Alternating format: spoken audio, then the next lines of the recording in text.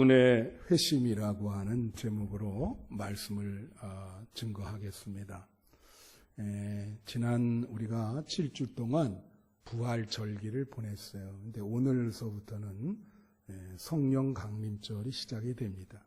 그래서 우리 이혜영 권사님 이렇게 꽃꽂이를 성령 강림절에 맞게 이렇게 잘 해줬습니다. 감사를 드리고 성령 강림절의 의미가 무엇냐? 여러분 잘 알다시피 예수님이 십자가를 지시고 부활하셨잖아요.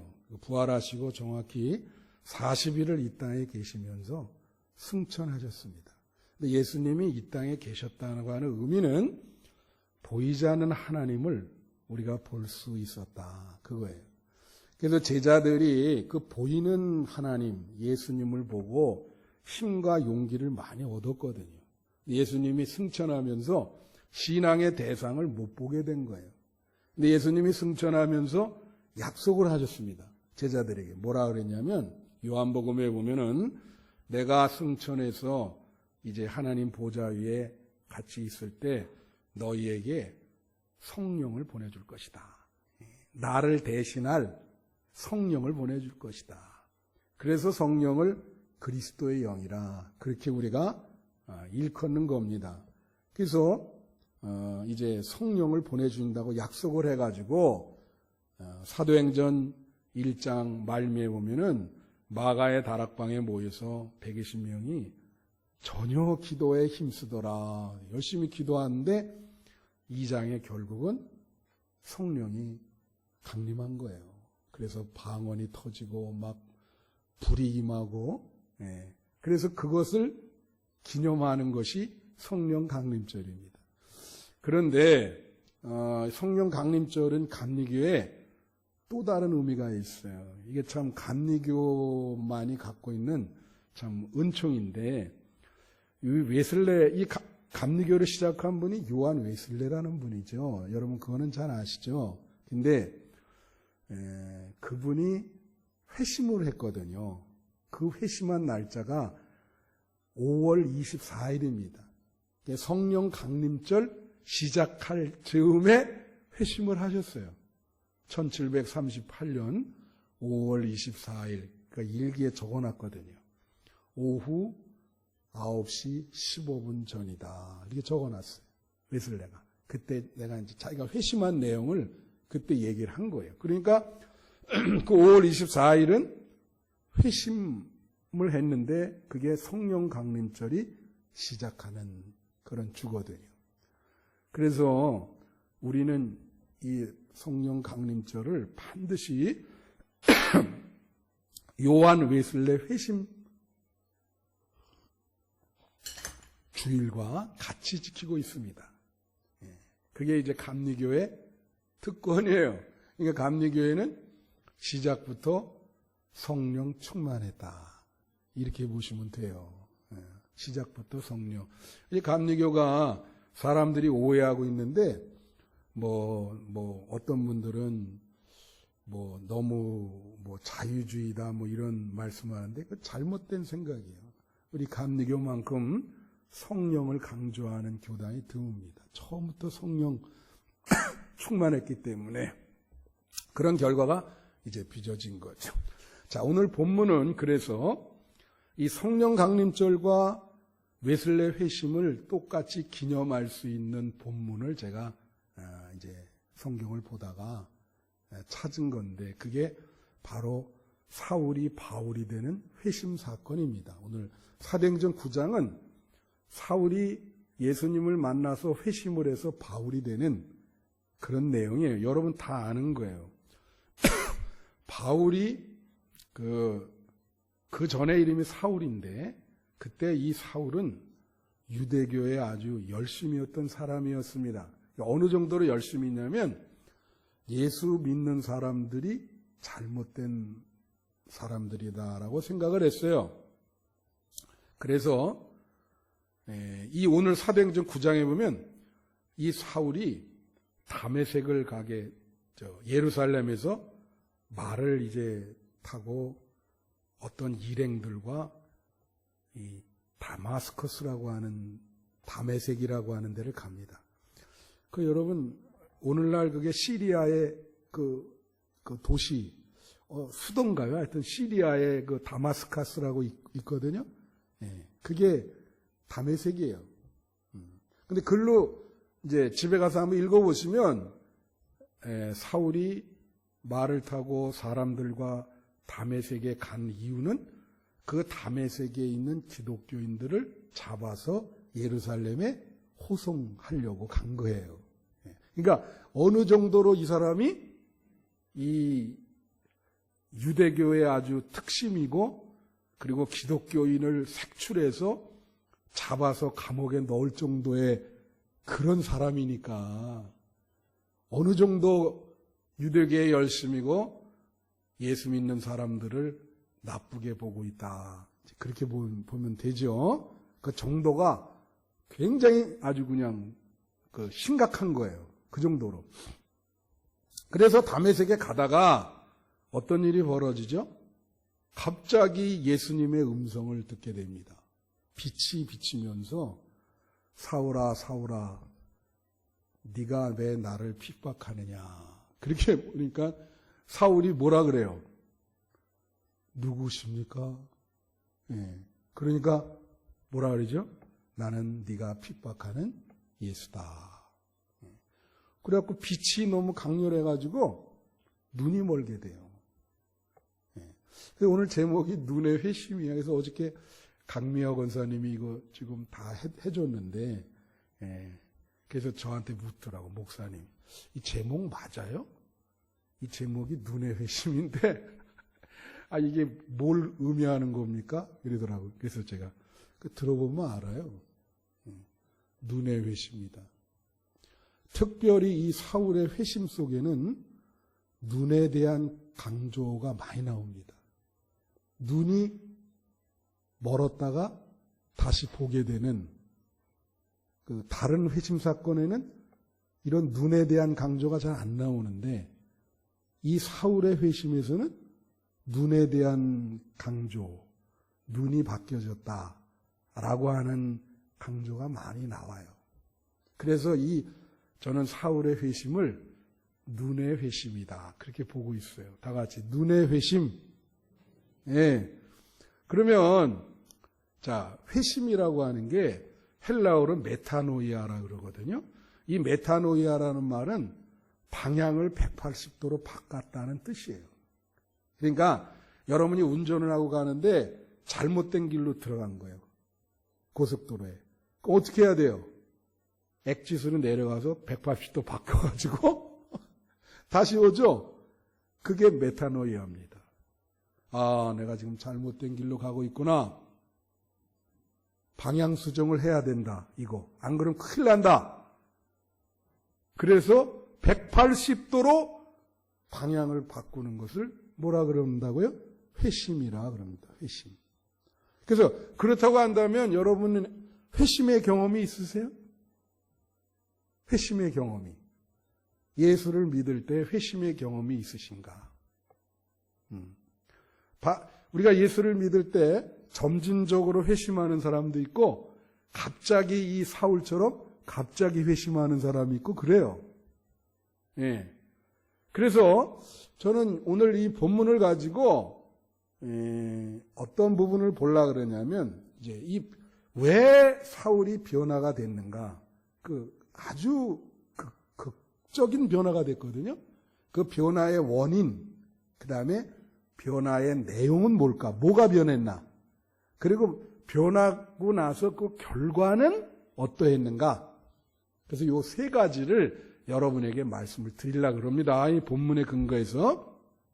자, 그러면 첫째로 변화의 원인이 뭐죠? 네. 변화의 원인은요, 다른 거 없어요. 예수님을 만난 거예요. 그리고 그 만남에는 예수님이 주도권을 갖고 계셨어요. 그걸 우리가 어려운 말로 계시라 그럽니다. 그래서 예수님을 만나고 그 예수님을 경험하게 됐습니다. 전혀 예수님에 대해서 몰랐었는데 어떻다고요? 예수님을 경험을 했어요. 예. 그래서 변화를 받는 거예요. 여러분 그런 말 했잖아요. 삼성의 이건희 회장이, 돌아가신 회장이 뭐라 그랬어요? 지금 요새 반도체가 어렵잖아요. 갑자기 상황이 어려워지니까. 뭐라 그러냐면 이렇게 얘기했어요. 아내 말고 모든 걸 다 바꿔라. 직원들 앞에 놓고 아내 말고 모든 걸 다 바꾸지 않으면 너 이 시대를 우리가 정말 성공적으로 살아갈 수 없다. 그 유명한 얘기입니다. 그죠? 예. 변화를 받아야 돼. 여러분. 여러분에게도 긍정적인 변화가 임하기를 축원해요. 예. 바뀌지 않으면 살 수 없어요. 예. 그런데 믿는 사람의 변화의 원인은 뭐라고요? 예수님을 만나야 돼. 그 만나는 것도 한 번 만나면 안 돼요. 예수님을 만나서 계속 교제를 나누면서 지속적으로 예수님을 만나는 경험을 하셔야 여러분이 바뀝니다. 그렇지 않으면 세상 없어도 못 바꿔요. 여러분 어떤 분들이 그런 얘기해요. 교육이 우리를 바꾸게 한다. 그래서 교육을 강조하죠. 20년 동안 교육을 막 시켜요, 애들한테. 천만의 말씀. 인간은요, 변하지 않습니다. 3살 버릇 80까지 간다 그래서 벌써 0세부터 3세 그 사이에 다 결정나게 돼 있어요. 안 바뀌어요. 교육이라고 하는 게 바뀌는 게 목표인데 잘 안 바뀌어. 어려워요. 우리나라 교육에서는 더 어려워. 근데 그 바뀌지 않는 인간의 성품이 예수님을 한번 만나면 단번에 180도로 바꿔지는 거야. 그게 얼마나 중요해요. 할렐루야. 예수를 만나는 것을 뭐라 하냐면 우리는 신앙 경험이라 그래. 여러분에게 이런 신앙 경험이 있으세요? 여러분 신앙 경험이 있어야 신앙이 견고합니다. 흔들리지 않아요. 교회에 다니시면서 이런 예수님 만나고 거룩한 것을 경험하는 신앙 경험이 없으면 어려울 때 여러분 신앙은 흔들리게 돼 있어요. 명목적인 기독교인이 돼버리는 거지. 예? 여러분 재미나는 얘기 하니까 요새 강조하는 게 인공지능 AI라고 하는 거 있어요. 신문에 보면 매일 나요, 그게. 어디를 가도 그거에 대해서 세미나도 있고, 이제 그거에 맞춰야 된다. 그런 얘기를 해요. 여러분, 기존의 컴퓨터와 이 인공지능의 다른 점이 뭘까요? 우리가 그걸 딥러닝이라 그러는데, 그게 뭐냐면, 이 인공지능과 기존의 컴퓨터와 차이점은 이 인공지능은 경험을 통해서 스스로 학습을 해요. 기존의 컴퓨터는 그걸 못했거든. 그냥 데이터만 제공해 주는 거야. 그죠?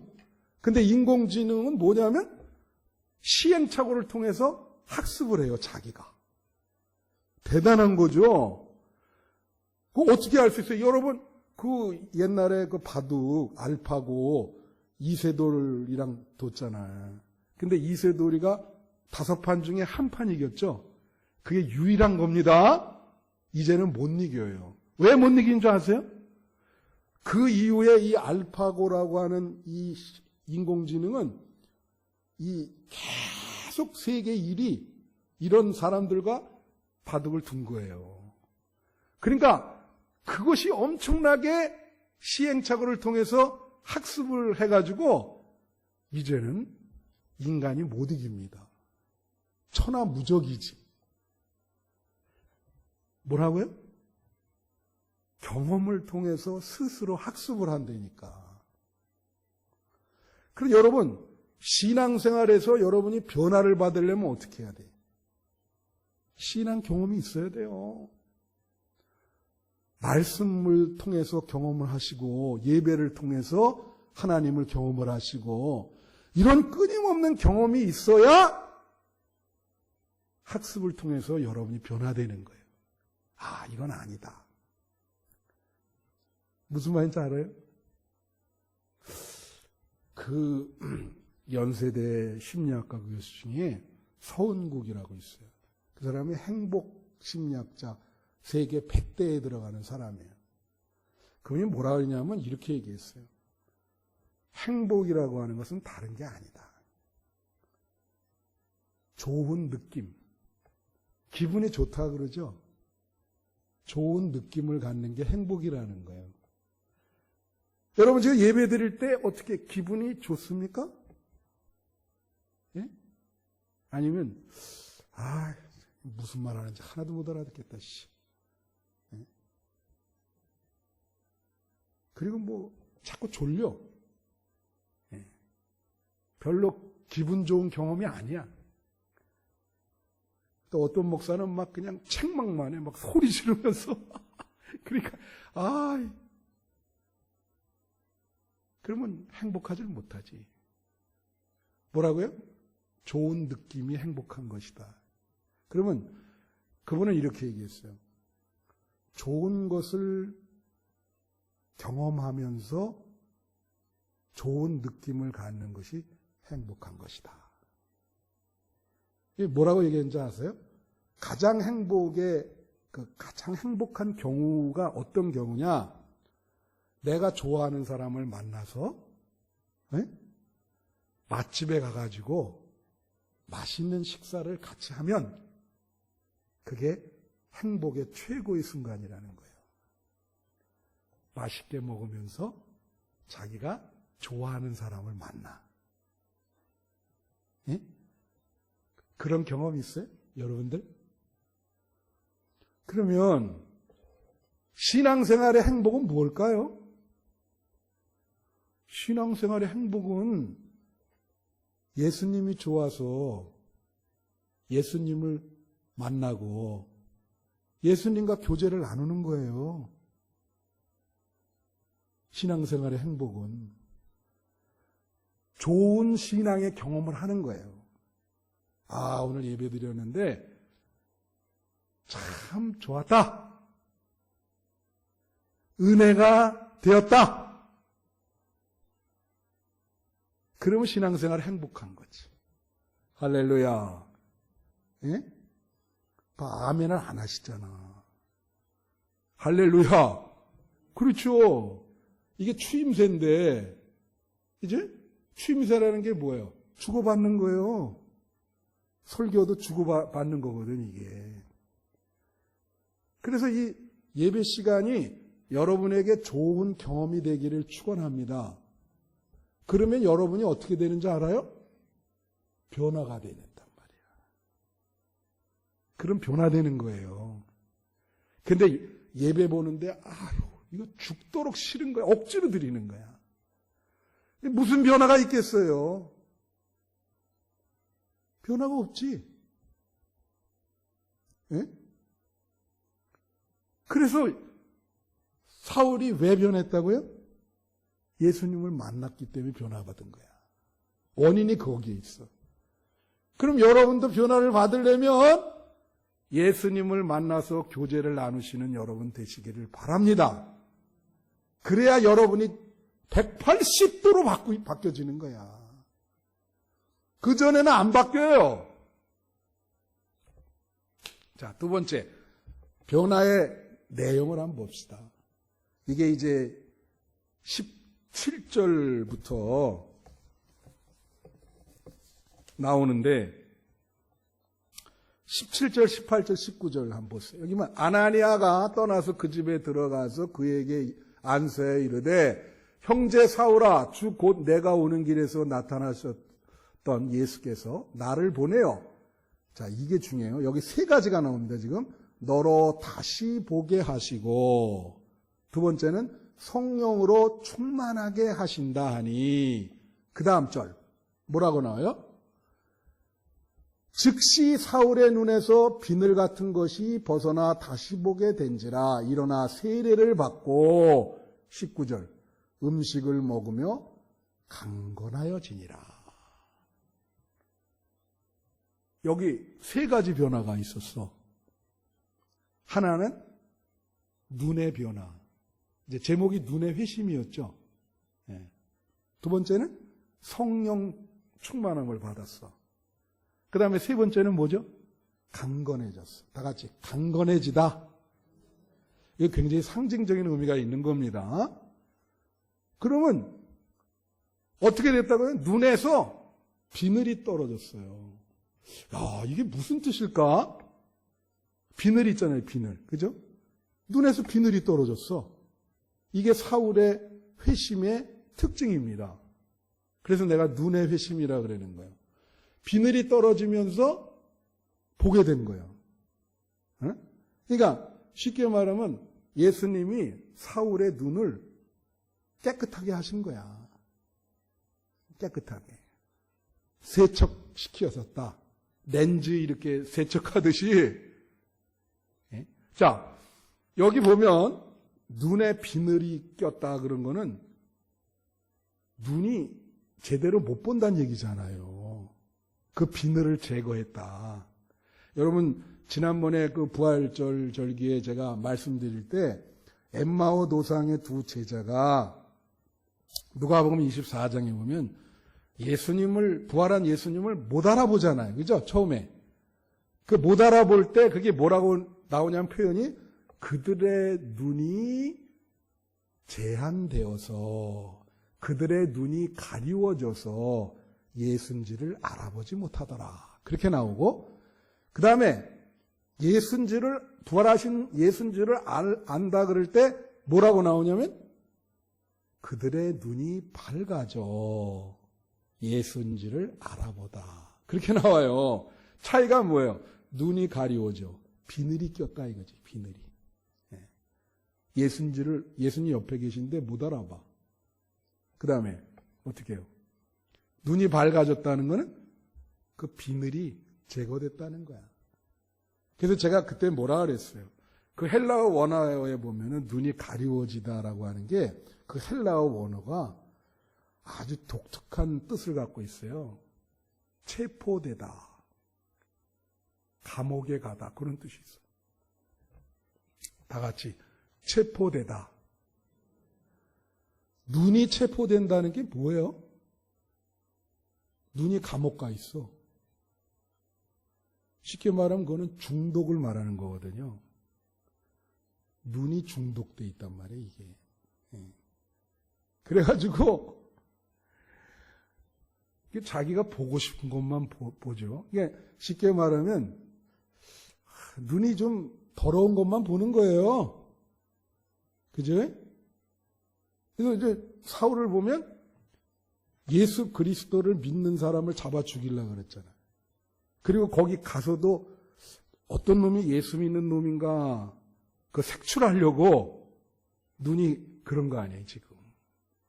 그러니까 이 눈이 다른 사람을 정죄하고 율법주의적으로 그런 눈을 갖고 있었다가 예수를 만나서 어떻게 해요?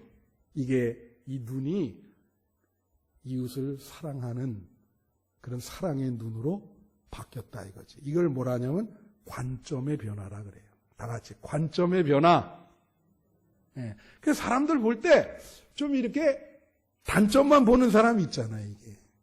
근데 이제부터는 좀 장점을 보고, 좀 용서와 이해의 눈으로 보기 시작하는 거지, 이제. 예수를 만나고. 그 관점이 바뀌었어요. 그리고 관점이 바뀌었다고 하는 거는 어떤 관심이 바뀐 거야. 이 영적인 거에 대해서 관심이 바뀐 거야. 제가 그런 얘기 했죠. 골프를, 이제 먼저 교회에 있을 때 교인이 한 3분의 2가 골프를 쳤다 그랬죠. 저만 안 쳤어요. 근데 골프를 너무 좋아하는 사람이 있어요. 심하게 좋아해. 일주일에 거의 매일 치네. 주일날 그래도 교회 오는 게 다행이지 뭐예요. 근데 그분이 내가 진짜 들은 거예요. 주일날 교회 왔는데 이렇게 다른 교인들 머리를 이렇게 보니까 골프공으로 보이는 거야, 이게. 저걸 딱 치면 저게 어디가 될까? 왜? 이 사람은 관심이 그것밖에 없어요. 그러니까 눈에 그것만 다 보여. 그래요, 안 그래요? 부동산에 관심 있는 사람 부동산만 보입니다. 주식에 관심이 있으면 하루 종일 주식만 생각해. 야, 이걸. 아니, 목사님들도 주식하는 사람이 있더라고요. 그분을 만났는데 수시로 밥 먹으면서도 체크하고 하루 종일. 대화가 안 되더라고, 대화가. 여러분은 어디에 관심이 있어요? 그러니까 교회 나와서 예수님께 관심이 없으면 안 보여요, 예수님이. 그러지 않아요? 아이들 좀 관심이 있어야 예수님이 보이지. 그러니까 눈이 회심을 해야 돼, 눈이. 눈이 회심을 해야 되는 거야, 이게. 눈이 바꿔줘야 돼. 예? 그래야 보이지 않는 세계를 보지. 그럼 무지개라고 하는 게 이렇게 있잖아요. 사실 무지개가 동그래요. 밑에까지 이렇게 원을 하고 있는데 우리는 그 표피 이렇게 나온 부분만 우리에게 보이는 거예요. 원래는 밑에 부분이 더 많습니다. 그 부분을 볼 수 있는 눈을 가져야 돼요. 보이지 않는 세계를 볼 수 있는 그 눈이 여러분에게 있어야 되는 거야. 그러니까 비늘이 떨어졌다는 거는 사울에게 이제 그런 능력을, 진리를 볼 수 있는 능력을 주신 거죠. 여러분에게도 그런 능력 있기를 축원해요. 영적으로 보이지 않는 세계를 볼 수 있는 능력인 거예요. 예. 그리고 또 뭐라 그래요? 눈이 다시 보게 되고 성령이 충만해졌다 그래요. 성령이 충만하다는 건 이것도 막 길게 설명해야 되는데 성령이 충만하다는 건 뭐예요? 성령을 사도행전 2장에 보면 처음에 임할 때 불의 혁처럼 임했다 그랬어요. 불. 성령은 불입니다. 사람이 여러분 불은 뭐의 상징이죠? 불은 뜨거워서 다 같이 열정 따라하세요. 여러분 좀 이렇게 뜨거움이 있어요? 열정이? 예수 믿는 열정. 막 찬양을 해도 막 난리를 치면서 이 열정. 예수 믿는데 이 열정이 필요합니다. 어떤 사람은 진짜 뭐 이게 저 사람은 이게 힘이 없고 믿는 건지 그 열정이 필요해요. 뜨거움이. 웨슬레가 회심할 때 이상스럽게 마음이 뜨거워졌다 그랬거든요. 일기에. 여러분에게 열정이 회복되기를 바라요. 성령의 불이 임한 거예요. 사울에게. 아시겠어요? 그러니까 그게 변화의 내용이야. 성령이 충만한 거예요. 이제 뭐 물불 안 가리죠. 막 용기도 생기고 자신감에. 또 하나는 뭐예요? 강건해졌다 그랬어. 다 같이 강건해졌다. 그거 뭐냐면 영육이 다 강건해진 거예요. 왜 그러죠? 영적으로 이제 성령을 받았으니까 마음속에 그렇게 그냥 고민하고 이런 모든 것들이 다 스트레스가 다 물러간 거예요. 스트레스로부터의 해방. 여러분 사람이 병 걸리는 거는 원인이 마음서부터 시작되는 거예요. 여러분의 정신과 마음이 잘못되면 육체적으로 병에 걸리게 되는 거예요. 그 스트레스가 그래서 무서운 겁니다. 근데 성령을 받고 강건해졌어. 요한 3서에 그런 거 있잖아요. 너희가 영혼이 잘 되고 범사가 잘 되고 강건하기를 강구하노라. 여러분이 그렇게 되기를 축원합니다. 자, 변화의 세 번째는 변화의 결과예요. 이 변화의 결과는 참 놀라운 게 굉장히 빠르고 강력하게 왔어요. 그게 뭐냐면 이제 그 20절 이하. 자, 즉시로 각 회당에서 예수가 하나님의 아들이심을 전파하니. 한번 생각을 해보세요, 여러분. 지금 얼마 전에 어떻게 했어? 다메섹에 간 이유가 예수 믿는 사람을 체포하려고 간 거 아니야. 근데 예수님 만나고 나서 즉시로 예수가 하나님의 아들됨을 지금 전파하는 거예요. 이 말은 뭐예요? 너희도 예수 믿어라. 이제 체포가 아니라 적극적인 헌신자가 된 거야. 이 변화를 아십니까? 이게 변화의 결과인데, 그래서 어떻게 되냐? 21절 한번 보세요.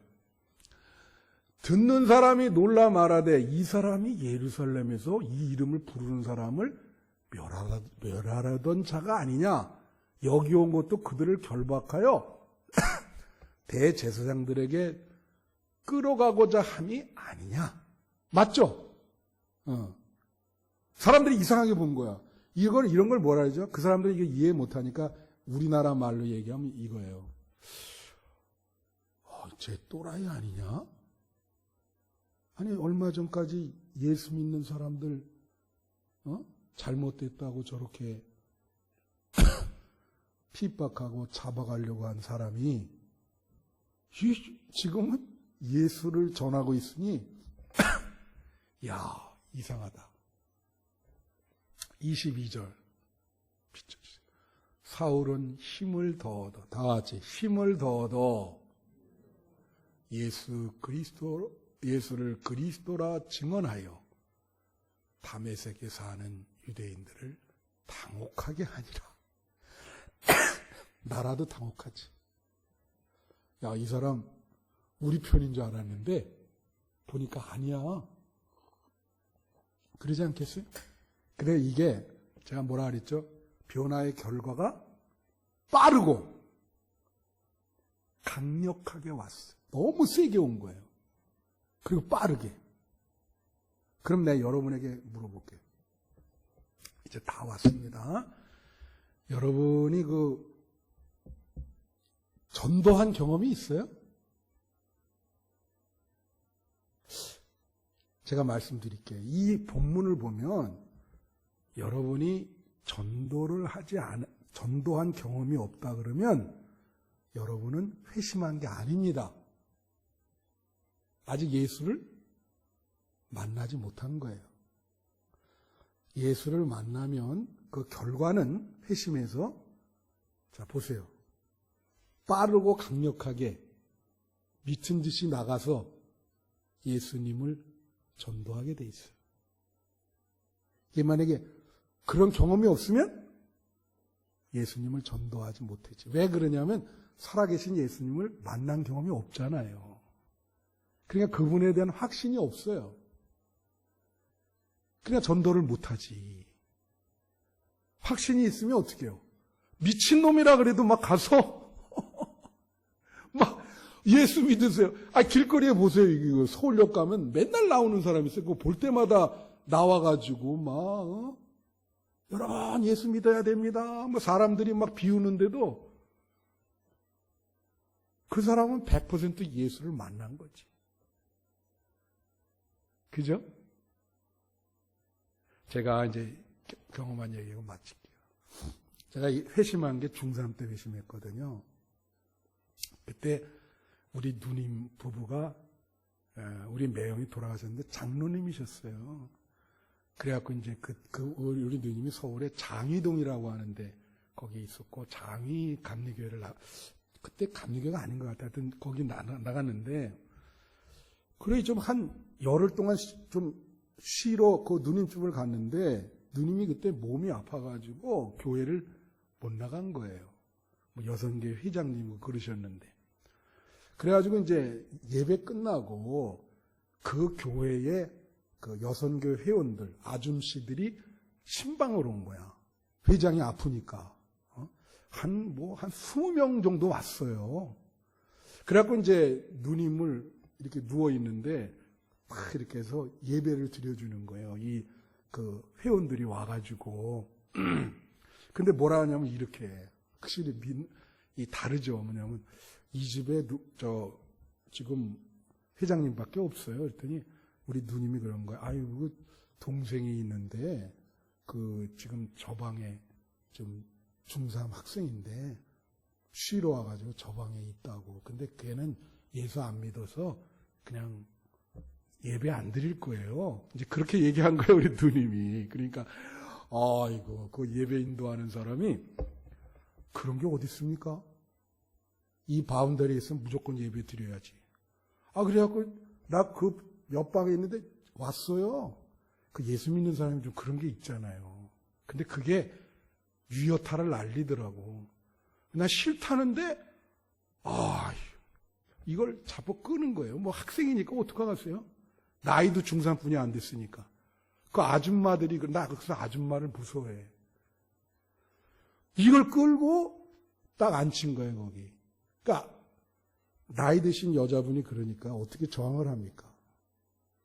이게 이렇게 딱 예배 드리는 건 좋았어. 그게 이제 나는 나가려고 그러는데 가만 앉아 있으라 이거야. 가만 앉아 있어. 그러면서 이제 아프니까 질병 나은 간증을 하는 거예요. 돌아가면서.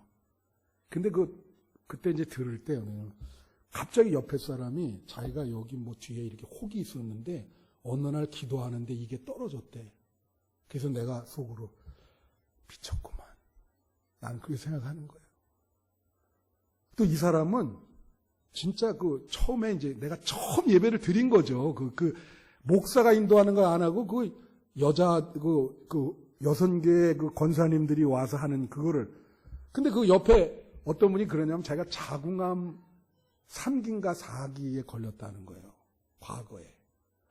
그래 너무 열심히 기도했대. 이거 좀 낫게 해달라고. 이게 치료도 잘 안 돼. 그래서 정말 아이고 주님 낫게 해주세요. 그 기도했는데 어느 날 화장실에서 이렇게 딱 화장을 이렇게 하고 있는데 피덩이가 확 빠지더라는 거예요. 자기가 놀래가지고 완전히 피바다 싹 내려왔어. 그래서 병원에 갔더니 이게 어떻게 이렇게 다 없어졌다고 말이야. 그러면 나는 속으로 쟤는 더 미친 것 같다. 돌아가면서 그런 간증을 안 해. 다 뭐예요? 예수님 만난 거죠. 그렇죠? 그러니까 그런 증언을 해. 그래가지고 내가 있잖아요. 그걸 듣고 심각한 고민에 빠진 거야. 여러분 중3 때는요. 사고를 상당히 합리적으로 합니다. 학교에서 공부를 했기 때문에 저걸 믿어야 되나. 그러다가 회심한 거예요. 할렐루야. 그 목사가 됐잖아. 꼼짝 못하고. 그 한순간에 그때 집에 오면서 회심해서 교회 나가기 시작해가지고 목사가 됐네. 어떻게 생각해요? 여러분이 전도 하나로 목사를 만들 수도 있어요. 그 한마디에. 이게 얼마나 중요한 얘기인지 몰라요. 그래서 여러분 내가 묻잖아요. 회심했어요? 눈이 회심했습니까? 회심했다면 결과로 말해주는 거야. 성도는 그 열매를 보아 안다 그랬잖아요. 그죠? 전도하십니까? 여러분이 예수님 만난 거를 증언하고 계세요? 그랬다면 회심하신 거고, 그렇지 않으면 아직 예수님 못 만난 거예요. 여러분, 이 성령 강림절에 살아계신 예수님 만나서 회심하고 성령 충만하고 전도하는 여러분이 되시기를 축원합니다. 네.